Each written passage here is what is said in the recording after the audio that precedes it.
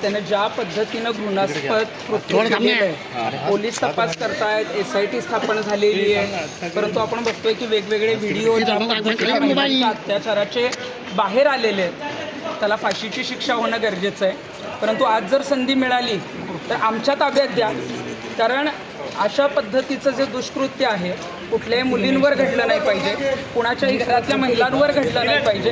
आणि यासाठी जर इथं त्याला आणलं आणि संधी मिळाली तर मी त्याला 2 कानाखाली सुद्धा देणार आहे। मी मिरगावला गेलो होतो, आम्ही तिथल्या नागरिकांना प्रत्येक घराघरात जाऊन भेटलो, आम्ही तिथे पाहिलं लोक इतके दहशतीमध्ये आहेत। का दहशतीत आहे? तिथं जे मंत्री संत्री येत होते, मोठे मोठे अधिकारी येत होते, तक्रार द्यायची कोणाकडे, भांडायचं कोणाकडे? त्यात एका पत्रकाराने हिंमत केली, पेपरला बातमी छापली, तर त्याच्यावरच खंडणीचा गुन्हा दाखल झाला। अरे तेव्हापासून आता आमची मागणी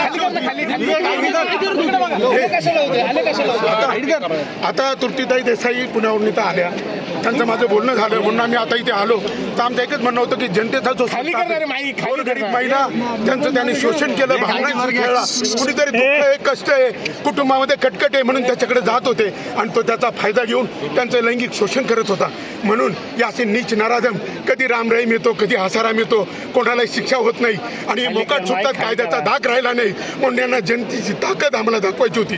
जर संधी मिळाली असती त्याचा कानफळात वाजवायचं होतं, आम्हाला दाखवायचं होतं ह्या महाराष्ट्रात, शिवरायांच्या महाराष्ट्रात, डॉक्टर बाबासाहेब आंबेडकरांच्या महाराष्ट्रामध्ये या असा नालायक नीचपणा कधी सहन केला जाणार।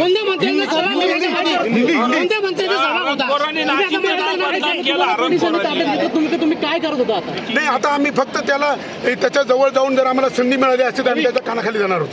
पण कोणत्या मंत्र्याचा सहभाग होता? तुम्ही आता मंत्री नाव घेतलंय, अनेक मंत्री तिथे आले। आता दीपक केसरकर साहेब म्हटले की ऐका, अहो जर शिक्षण मंत्री जर त्या याचा बंधू बाबाचा जर गुरु असेल तर आपल्या शाळेचं काय होईल, आपल्या शिक्षणाचं काय होईल? अमर सोळंके, B7 न्यूज, नाशिक।